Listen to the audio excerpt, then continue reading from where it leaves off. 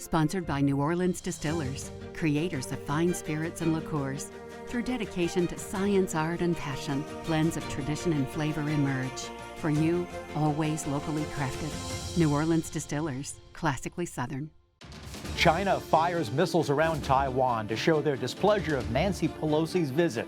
Sinema signs off on the Schumer Manchin bill. And the jobs report comes out today, and we added 528,000 jobs in July. We've got that and more tonight on this Friday, August 5th, 2022.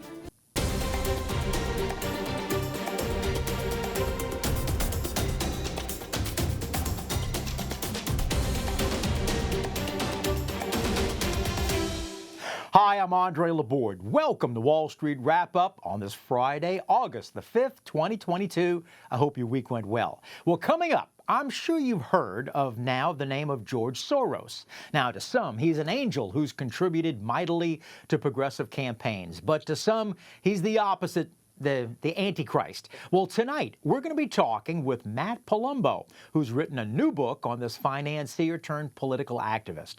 The book is called The Man Behind the Curtain, Inside the Secret Network of George Soros. But first, the Bureau of Labor Statistics reported today that the job numbers for July and the country picked up more jobs than expected.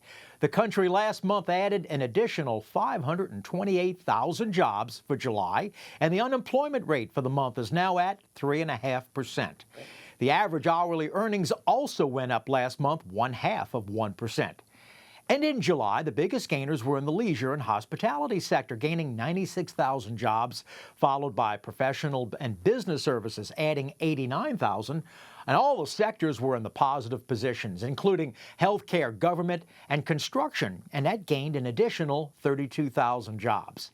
But first, how did the markets do this week? Well, we had strong jobs report, but the markets, thinking that the economy is overheating, ended the day negative.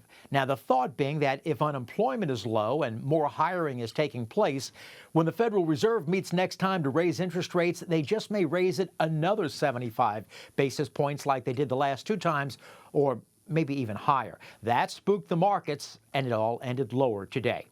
And this week, the Dow Jones ended at 32,801, which was down 0.11 of a point for the week. And the S&P 500, they closed at 4,145, and that was up 0.6 of a point for the week.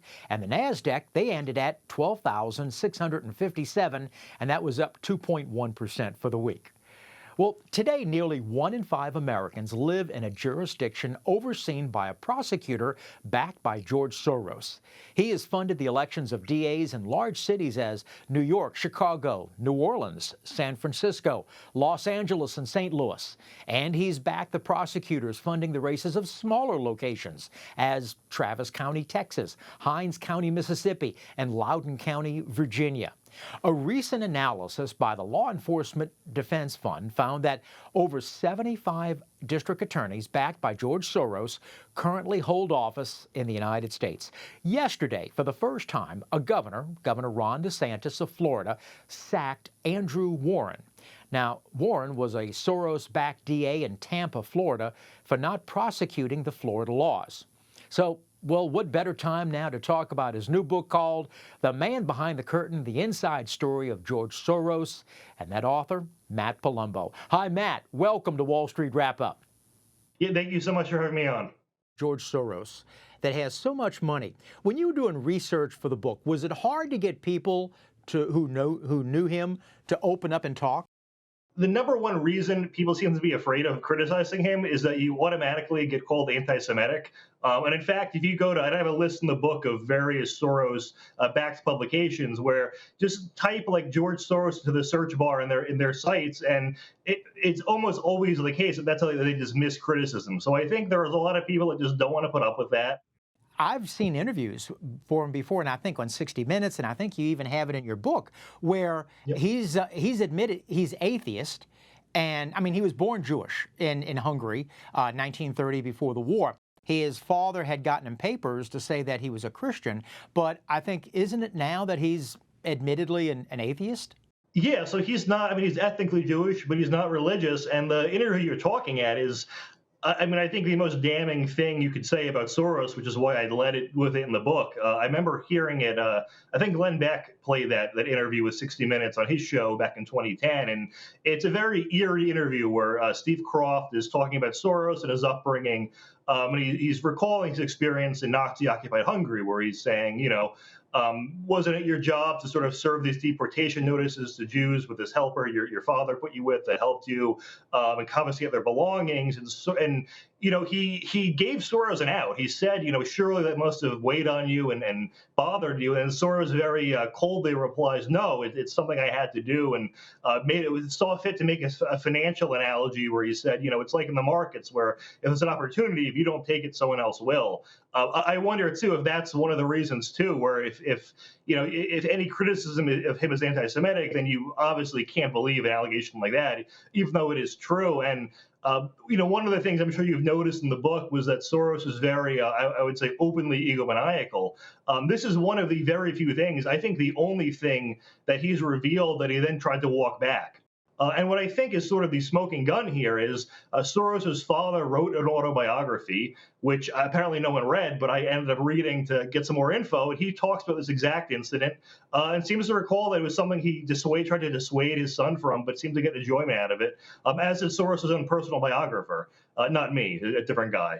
So it's just a narrative that we know for sure is true. Soros did help serve these notices. And another sort of buried lead here is this helper that arguably saved Soros's life. He died recently in 2019. We didn't know who he was his entire life. He died anonymous. Soros never mentioned him. Soros never thanked him or anything. So it just also shines light on not only did Soros do this stuff, he did it with a guy who saved his life. Not only that guy got no recognition or anything for saving him. So it just shines light into his character, I think. For people who know of George Soros, how did George Soros make his money? How did he become a billionaire? So it was all through hedge funds. When he came to America, he said his goal was to make $100 million, and then he would devote his life to philanthropy. If you exclude all the money he's donated to his fund, his charities, I think he would have a net worth of around $40 billion. As opposed to the $8 billion he has now. So mainly through finance. And if you look at his investment performance, I mean, he outperformed Warren Buffett by quite a large margin.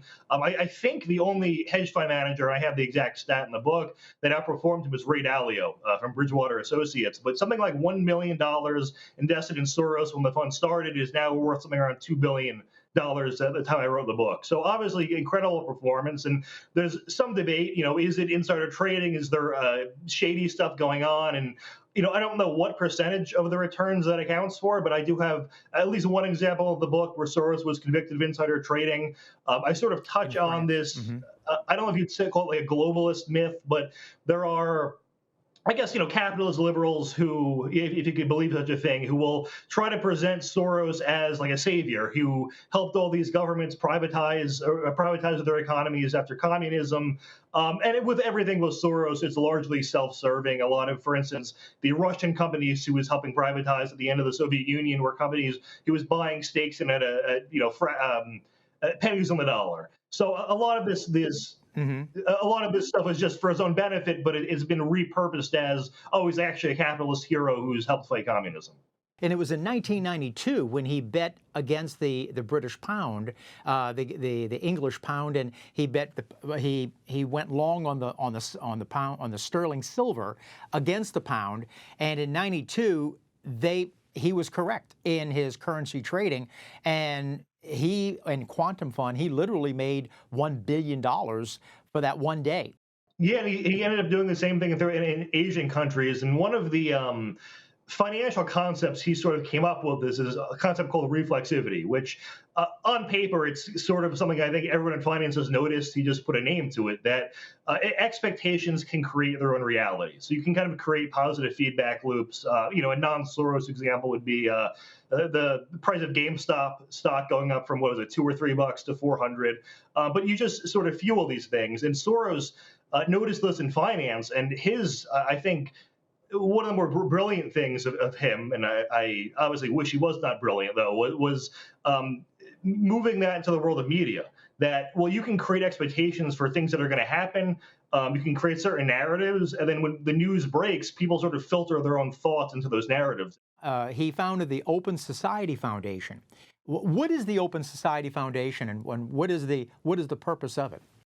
It's really just his. I mean, it's a conglomerate for far left activism, and it's Soros donates to that, and then it just divides up the money. And it comes, the name Open Society comes from Karl Popper, who was one of Soros's professors in college and influenced him quite a bit. And as you've noticed, I'm sure you noticed in the book, when I describe what the Open Society is supposed to be, it almost seems like a more sort of American-ish, libertarian-ish sort of philosophy. Mm-hmm. And Karl Popper seemed to see that as well. He described America as the embodiment of the Open Society. I guess Soros describes it as quite the opposite. And seems to indicate that American values are a greater threat to the world than even the Soviet Union ever was. So, I don't know if it's him either misinterpreting what the Open Society is. I think what's more likely is they just hide their true motives behind very nice sounding language. I've heard George Soros talk before, and he was describing about the Open Society Foundation. And what he said an Open Society Foundation is where the government will look after the rights and the individuality of that one person, of that citizen. Yeah. Whereas a closed society, the person looks after the government. Well, it sounds good as far as being an open society where the government will take care of the rights of every individual. But the way he wants larger government and more expansion of government, it sounds like what he says open society, but what he's really doing is backing, and this is a thought the way I took away from both the book and also of what I've known about Soros before, is that he says open society, but he really enjoys more of a closed society. Yeah, and that was pretty much my take as well. And it just, especially because of the guy who literally created the term open society, says America is the open society, and obviously Soros is working to upend that. But we see this really with everything. I mean, you see this with, if someone wants to destroy the country through open borders, you don't say, I want to destroy the country through open borders and flooding and diluting a culture. You say, oh, well, they'll do jobs people won't do, or there's this need or that need, or hey, they're fleeing poverty or violence. I mean, you're never going to really lead with the real reason. And the left really has really mastered this art a lot more than us on the right, people like on the right like me have, unfortunately. But I'm, I don't know, trying to kind of learn as much about these people as possible, because I think, unfortunately, their tactics do work quite well. They're just being deployed for evil. Yeah. Matt, when you talk about being, say, a globalist, does he believe in, as a globalist, no borders? And I'm curious, is that there should be no borders for the United States only, or there should be no borders in any country whatsoever? So it is a global thing, and it's one of these things where it's not no borders in a literal sense, but I'm sure if he could actually achieve that, he would, but it's more just giving up national sovereignty. So, for instance, the European Union could be an example of something where, I'm all for the pro-free trade parts of it, but also having a higher governing body does require you to give up some sort of national sovereignty. He's been for the Open Balkans Initiative, which is sort of a similar deal.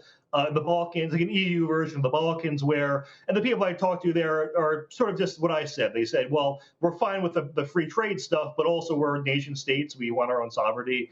And Soros is very much... has actually very much infiltrated the EU to a large extent. There's a chapter I have on just leaked documents from the Open Society Foundation, and one is sort of like a dossier of his contacts in European Parliament.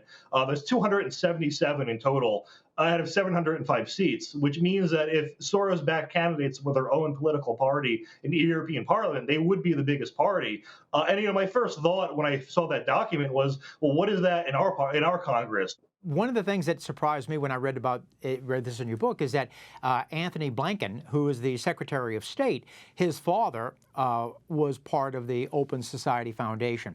And I'm curious about the reach of George Soros into the Biden administration, and I'm thinking also with Anthony Blinken as Secretary of State. How much influence do you think that George Soros has in this present administration?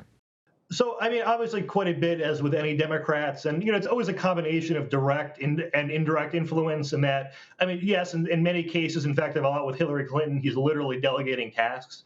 But a lot of it too could be indirect, in that there are Soros-linked people, and if he's been paying their bills in the past, they're going to behave in a way that they know is good for him.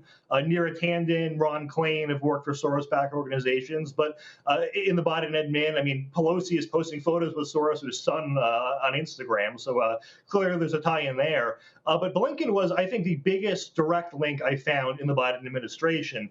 And what sort of tipped me off was one of the first things he did was sanctioned Sali Berisha. He is the first non-communist president of Albania, led a movement against the communist regime after it fell, and it became what's called the Albanian Democratic Party, which is sort of like their own right-wing party. But he ended up sanctioning Berisha, banned from the country, and alleged all the significant corruption, but didn't include a single example of any of the corruption. So I just kind of thought, like, all right, why is he targeting this guy? So it turns out Berisha actually had sort of a long history with Soros. I ended up meeting him in researching this book, and he was relaying to me that, when Soros came into his country, he also invested locally in schools and hospitals, and a lot of people, to them in that area, all they see is that aspect of him. Soros would sort of do that too. He would come in with NGOs who would build schools and hospitals, and a lot of the politicians are there. Obviously, you're not going to complain when that happens. But Berisha sort of relayed to me that very quickly it became evident that, well, actually, this is not out of the goodness of his own heart. He is quite literally trying to infiltrate our politics, our courts, and all that. So him and Soros have had quite a negative relationship since then. That was back in the 90s, have traded blows publicly. And eventually this guy who's does not like Soros quite a bit and is a vocal opponent gets sanctioned by a guy who has links to Soros. Anthony Blinken's links to Soros are most directly through his parents, who were part of the Open Society Foundation. In fact, if you read through their annual reports, it's almost like a company's 10K. But at the beginning, it has a list of old significant members, and Soros is first. And I believe it was Blinken's parents were third and fourth. So it clearly shows they're important. At Central European University, which was started by Soros, there's a library named after Blinken's parents. In 2016, he was very close to the Clintons and the Clinton Foundation, and he was very much into the Hillary Clinton campaign in 2016. When Hillary Clinton lost, did it only embolden him to get stronger in 2020 for that campaign? But because he spent so much money for Hillary in 2016, his kind of personality is if you knock me down, I'm only coming back stronger? Pretty much, yes. I mean, there was a quote from him in, I think, 2004, where he was talking about George W. Bush, and he said, I'm willing to spend every penny I've ever made to defeat this guy. Obviously, Trump is a much different breed of Republican than Bush was, but a way more threatening to Soros's interests. So I would say yes. And as I'm sure we'll get into, though, the real influence of Soros in these elections has been local, because one of the only silver lining of a person being able to spend hundreds of millions like Soros has on these elections is, well, fortunately, it's out of many billions. So it can't move the needle as much as at a local level. But yeah, he went sort of all in on Biden, and I mean, it could be his last big presidential election, so that could be a reason as well. We're talking with Matt Palumbo. He is the author of the new book, The Man Behind the Curtain, The Inside Story of George Soros. Don't go away. We'll be right back.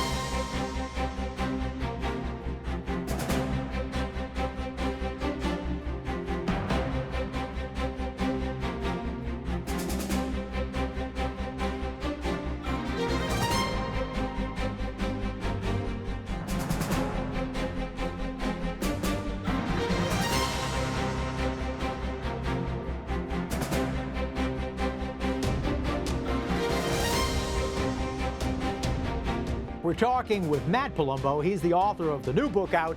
It's called The Man Behind the Curtain, about George Soros, the inside story. You even have a chapter in there about basically all politics is local, about local elections. And we were talking about national elections and how his money is being used to influence presidential elections and such. But One of the things George Soros is become known for is DA races, district attorneys. And I'm thinking of, and I think I'm pronouncing his name right, Chase Boudin out of San Francisco. Close enough. Well, I'm sorry, what is it? I said close enough. Oh, okay, yeah. Kim Fields out of Chicago. You've got New York DA. You've got Garcon from Los Angeles, and even in the New Orleans area, Jason Williams, the district attorney from New Orleans, was also had George Soros money involved in that campaign as well too. What is it about both local elections and district attorney elections that has drawn George Soros's interest? But in the state and local elections, I mean, you literally can buy an election, or at least it's much easier to. I mean, you can donate $100,000 and get much more of an effect than you would with $100 million in a presidential election. And the DAs in particular, what they allow him to do is sort of circumnavigate the state legislature, because if you have an agenda on criminal justice and you don't want bail enforced, you don't want, certain, you don't think certain quality of life crimes are real crimes, you think. And some of these cases, even violent crimes aren't real crimes. Well, instead of trying to, convince an entire state legislature who's going to be beholden to public opinion and then get a governor to sign off on it, well, DAs just have complete autonomy on all those things. So you just pick one guy who has all the policies you want, and then in one fellow swoop, everything is pretty much done. And what I do in the chapter is I obviously there's a few more since I even wrote the book, but I just divide them up into who are these people, what are their public sentiments. Most of them are very anti-police vocally. They, almost talk about criminals as if they're the real victims in any situation. They're for the defund the police movement. They're very weak on crime. They think most crimes. What I've also noticed, Matt, is that most of the people he's backed did not have prosecutorial experience. Yeah.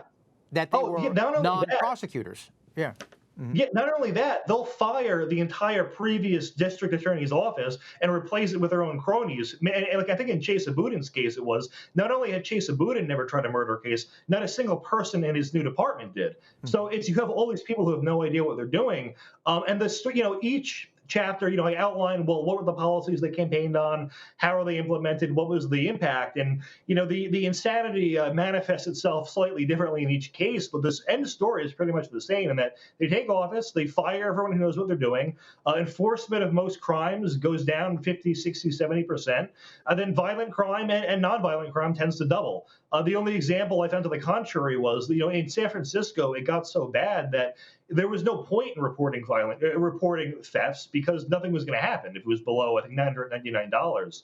So, on paper, he would tout that the petty crime was going down as there was a dozen viral videos every day out of his city showing people walking into a Walgreens and walking out, but no one was reporting them just because, what's the point? So it was a statistical illusion, but everywhere, you're seeing those sorts of crimes really explode. Is it his philosophy? And I'll use the term open society foundation of his thoughts, but is it his philosophy of just a total breakdown of law and order, or is he trying to achieve some type of success? Why is it that there's a pattern of this with all the types of DAs that he's putting money towards? But yeah, the number one would be there is some sort of value in chaos, and he thinks there's going to be an end reward. And then B would be, and Thomas Sowell kind of speaks to this in his books, that a lot of these intellectual types on politics, especially in the far left, they have just sort of grand visions of how a society is supposed to be and operate, and the evidence really is completely irrelevant to that vision, and it just sort of will perpetuate for its own sake. One other thing, a theory of mine with the defund the police movement too is, I'm like, well, why do all these people who favor big government want to also do away with government to some extent? Obviously, police are part of the government. And I mean, one goal could be an effort to federalize the police and take away as much autonomy as possible and centralize the powers. Now, I'm curious, do you think that for his background, he was born in 1930, he's 91 years old, he'll be 92 years old in August, and he lived when the Nazis took over Hungary.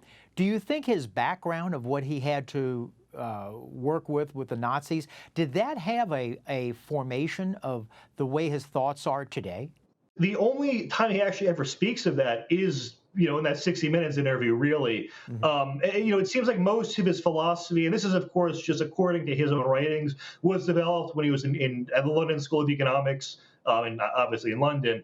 So yeah, he doesn't give any really direct insight, but it could, some of his criticisms of Israel, I noted in the book, he would sort of tie back to his experience where, he saw Jews selling out other Jews during the Holocaust. And I'm going, how are you not seeing the glaring irony in you saying that, of all people? He has a son, Alex. As I said, he's 91. He'll be 92 in August. And I'm curious as far as that. His son, Alex, is he taking over, I'll use the term, the family business, or is he deciding to put his money into the foundations and let the foundations follow his thoughts after he's gone? So Soros made the news when he donated, I think it was like around $20 billion or so to his own foundation. Many years ago, Soros noticed that with a lot of big foundations, they eventually, over time, will stray from the mission of their founder. So he was very skeptical of continuing the organization beyond the grave. But obviously, if he's donating to it, it signifies that he wants to. And this also was around the same time his son, Alex, was sort of taking over the family business to some extent, or having a very much greater role in carrying out a lot of Soros's duties. So I think his son deciding to take it over, I don't know if he personally offered or how that came about, but that did seem to be the main catalyst for why he's going to keep it, because he wants to keep the mission consistent. And of course, his son's going to do that. Yeah. Matt, what's surprise? I mean, most people may have known the name George Soros. They may not know fully how he got his money or what he does, but they know his name. Is there anything after doing the research, because you've done some in-depth research in this book, is there anything that surprised you about after researching George Soros? It was, I think I might have mentioned this earlier, but he's almost openly egotistical and megalomaniac, and doesn't make any effort to hide it. In fact, the opening quote to the book is Soros saying, "My goal is to be the conscience of the world." Very grandiose. I don't know. With most people, they make some sort of effort to conceal who they truly are, and Soros didn't do a very good job of that. But maybe, obviously, it's deliberate in his case. The book, it's called Behind the Curtain about George Soros, the inside story with Matt Palumbo. Matt, thanks for coming on the show. My pleasure. Thank you. If you've got a question about finance or a comment about the show, we would love to hear from you. Make it pithy, make it concise, and write us at Andre@WallStreetWrapUp.info. And now for a look ahead for market information for next week. But first, what did Congress pass in 1861 to help pay for the Civil War that is still in existence today? We've got that answer in just a moment.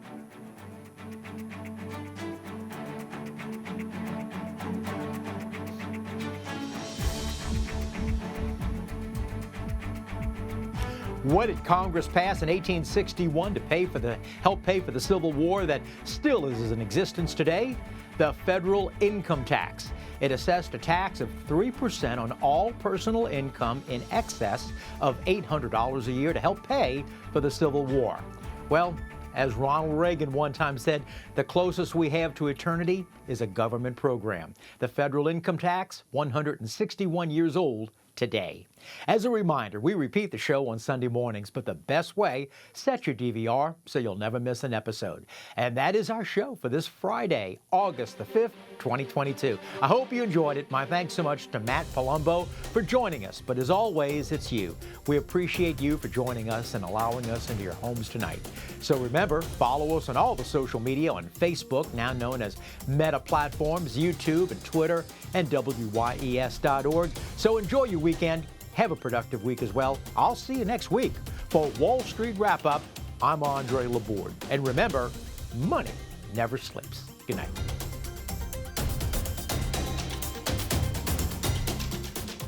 Sponsored by New Orleans Distillers, creators of fine spirits and liqueurs. Through dedication to science, art, and passion, blends of tradition and flavor emerge. For you, always locally crafted. New Orleans Distillers, classically Southern.